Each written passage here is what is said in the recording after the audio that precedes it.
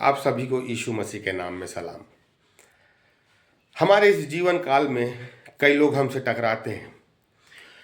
कई लोग हमारे लिए बड़ी शांति का, बड़े खुशियों का और कई लोग बड़े आशीष का हमारे जीवन में कारण ठहरते हैं। लेकिन कुछ लोग हमारे लिए बड़े दुखों का, परेशानियों का, दिल दुखाने का कारण बनते हैं। इन तमाम चीज़ों के या इन तमाम लोगों के बावजूद भी जीवन रुकता नहीं है। हमें चाहिए कि हम अच्छे अच्छे लोगों से जुड़ते चले जाएं, अच्छे मन वाले व्यक्तियों के साथ जुड़ते चले जाएं। प्रभु खुद जो हमारे मन के अनुकूल नहीं है, जिनका जीवन खुदा के साथ सही नहीं है, खुदा खुद हमको उन लोगों से अलग करता जाएगा। और जो लोग खुदा को ढूंढ रहे हैं, खुदा में एक होने की कोशिश कर रहे हैं, खुदा हमें उन लोगों से जोड़ता जाएगा। तो इस जीवन में कुछ लोग ऐसे होते हैं जो हमारे लिए आशीष का कारण ठहरते हैं या आशीष का कारण बन जाते हैं। तो वो व्यक्ति हमारे लिए कितना महत्वपूर्ण होना चाहिए, उसकी बातें हमारे लिए कितनी महत्वपूर्ण होनी चाहिए, जिसके कारण मैं और मेरा परिवार, मेरा धन, मेरा प्रतिष्ठा, मेरा वैभव बढ़ते जा रहा है। यदि कोई व्यक्ति मेरे लिए आशीष का कारण है, पहले मेरे पास कुछ नहीं था, लेकिन उस व्यक्ति के जुड़ने के बाद खुदा ने मुझे आशीषित करना चालू कर दिया, मुझे बढ़ाना चालू कर दिया। मेरे हर क्षेत्र में, चाहे मेरी नौकरी हो, धंधा हो, व्यवसाय हो, हर एक क्षेत्र में खुदा मुझे बढ़ाने लगा। तो मेरे लिए वो व्यक्ति कितना इंपॉर्टेंट होना चाहिए। कई बार हम समझ जाते हैं कि ये वही व्यक्ति है जिसके चलते मैं और मेरा घराना आशीषित हुआ है। पहले मेरे पास कुछ नहीं था, लेकिन इस व्यक्ति के जुड़ने के बाद, इस व्यक्ति के हमारे परिवार में जुड़ने के बाद, इस व्यक्ति के हमारे जीवन में काम करने के बाद खुदा हमें बढ़ाते जा रहा है। तो मुझे उस व्यक्ति के प्रति मेरा दृष्टिकोण कैसा होना चाहिए? होता यह है कि एक समय तक वो व्यक्ति हमारे लिए बड़ा इंपॉर्टेंट होता है, क्योंकि हम उसके द्वारा आशीषित हो रहे हैं। लेकिन जब खुदा हमें मामूर कर देता है, हमें भर देता है, बहुत सारी चीजें खुदा हमें देना चालू कर देता है, और एक समय के बाद जब हमारा मटका भर जाता है, तो हमारा रवैया उस व्यक्ति के प्रति बदल जाता है। फिर हमें फर्क नहीं पड़ता कि वो व्यक्ति हमारे घर आ रहा है या नहीं आ रहा है, वो व्यक्ति हमसे जुड़ा है या नहीं जुड़ा है, वो व्यक्ति अब हमसे हमारे लिए प्रार्थना कर रहा है या नहीं कर रहा है। ये नहीं होना चाहिए। वो व्यक्ति का हमारे जीवन में जुड़ा रहना हमारे लिए फायदे की बात है, हमारे लिए आशीष की बात है। वो व्यक्ति हमसे जुड़े या ना जुड़े, वो व्यक्ति हमें फोन लगाए ना लगाए, वो व्यक्ति हमारे घर आए ना आए, लेकिन मुझे उस व्यक्ति से हमेशा जुड़े रहना पड़ेगा अगर मुझे आशीषित होना है। तो मैं थोड़ा सा आशीषित होकर मैं ये क्यों सोचने लग जाऊं कि मेरे पास अब बहुत सारी चीजें हैं, अब वो व्यक्ति मुझसे जुड़े या ना जुड़े। पर होना ये चाहिए कि मेरे पास खुदा ने जितना दिया है, मैं उस व्यक्ति के साथ अपना संबंध सही बना के रखूं, ताकि खुदा मुझे हर क्षेत्र में और भी मालामाल करता चला जाए। व्यक्ति की सोच अलग है। परमेश्वर ऐसे व्यक्ति को हमारे जीवन में देता है जिसके माध्यम से हम आत्मिक उन्नति करें, हम आत्मिक रीति से बढ़ें, और कुछ ऐसे भी व्यक्ति को जोड़ता है जिसके माध्यम से हम संसारिक रीति से धनाढ्य भी होते चले जाएं। लेकिन खुदा इन तमाम लोगों के बावजूद एक ऐसे व्यक्ति को भी हमारे जीवन में भेजता है जिसके द्वारा हम आत्मिक और संसारिक दोनों रीतियों से हम उन्नति करते चले जाते हैं। हमारा अभिषेक भी बढ़ता चला जाता है, हम खुदा की उपस्थिति में भी जाते हैं और हम धनाढ्य भी होते चले जाते हैं। तो वो व्यक्ति कितना इंपॉर्टेंट होना चाहिए जिस एक व्यक्ति के चलते मेरा परिवार धनाढ्य होते चला जा रहा है, आशीषित होता चला जा रहा है, और मेरे परिवार भी आत्मिक रीति से उन्नति करता चला जा रहा है।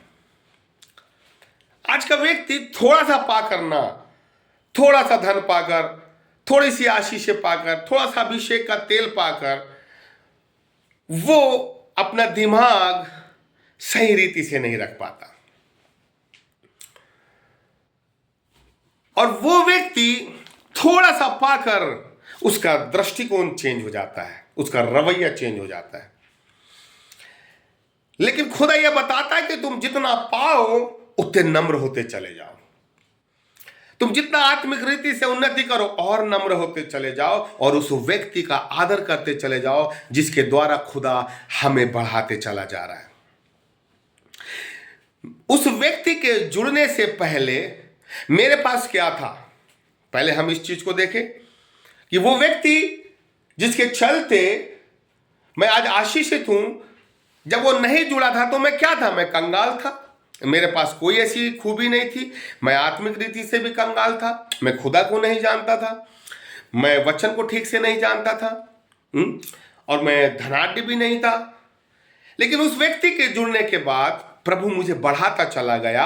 तो मुझे ये समझ में आने को होना कि किस व्यक्ति के जरिए प्रभु ने मेरे और मेरे परिवार को आत्मिक और संसारिक रीति से उठाया है। और जब ये समझ में आ जाए कि उस व्यक्ति के चलते मैं आज आशीषित हूं, मेरा परिवार आशीषित है, तो उस व्यक्ति को आपको कैसे अपने जीवन में स्थान देना है, ये हमको आना चाहिए।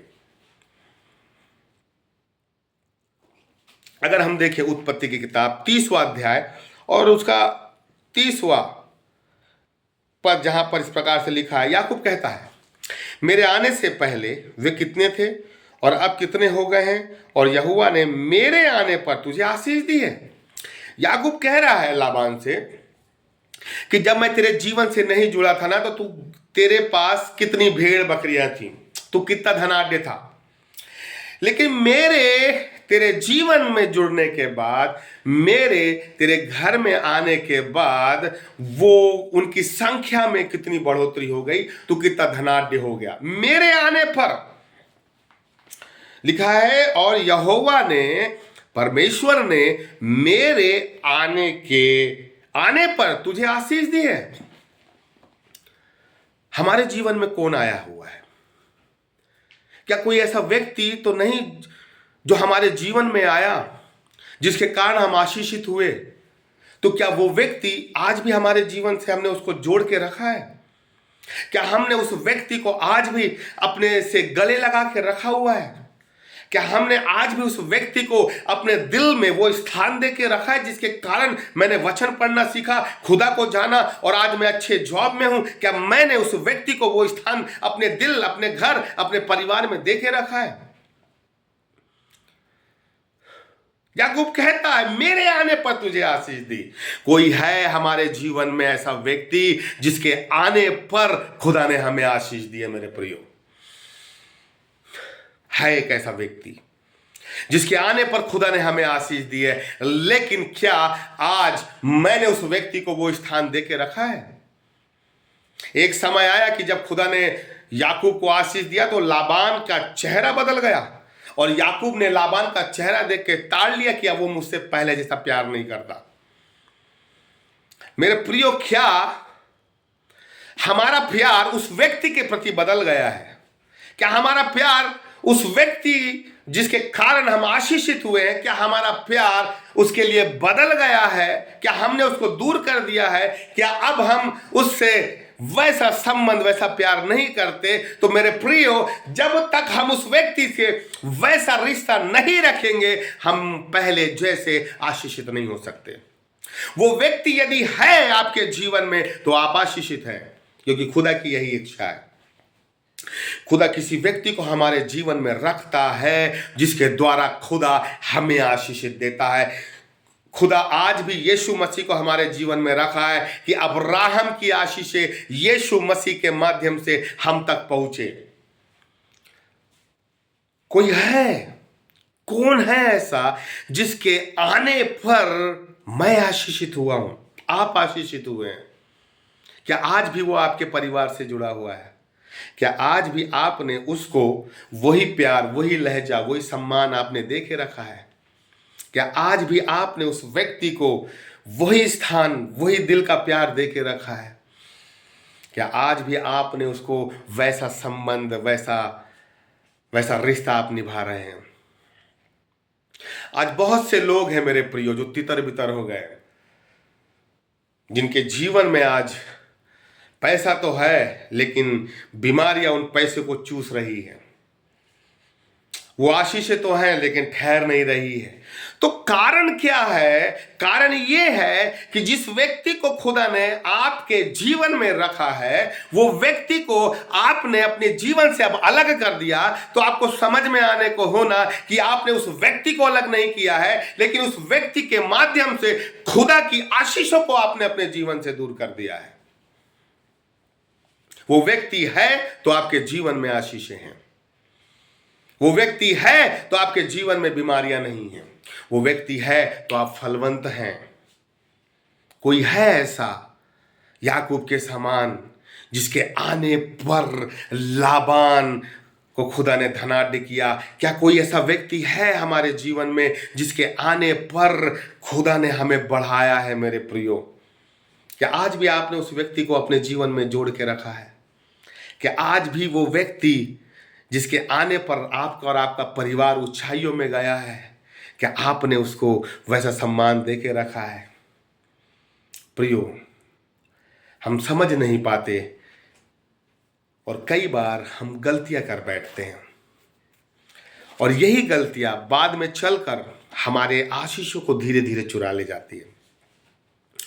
हम बाइबल पढ़ते हैं, प्रार्थना करते हैं, लेकिन हम उस बीमारी की जड़ तक नहीं जाते कि पहले हम इतने आशीषित थे, आज हमारे जीवन में वो आशीषें क्यों नहीं है? हम प्रार्थना कर रहे हैं, हम वचन पढ़ रहे हैं, हम लोगों को सुसमाचार सुना रहे हैं, हम हर प्रकार की एक्टिविटी में शामिल हैं, लेकिन आज पहले हमारे पास कुछ नहीं था तो हमारे पास ब्लेसिंग थी, लेकिन आज सब कुछ होने के बाद भी ब्लेसिंग क्यों नहीं है? क्योंकि वो व्यक्ति पहले आपके साथ था, अब आपने उस व्यक्ति को अपने जीवन में स्थान नहीं दे के रखा है।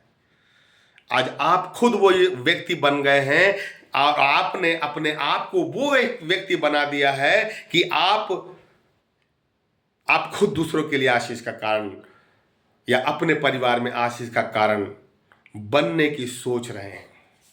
उस व्यक्ति का स्थान कोई नहीं रह सकता, क्योंकि वो खुदा की तरफ से भेजा गया व्यक्ति है।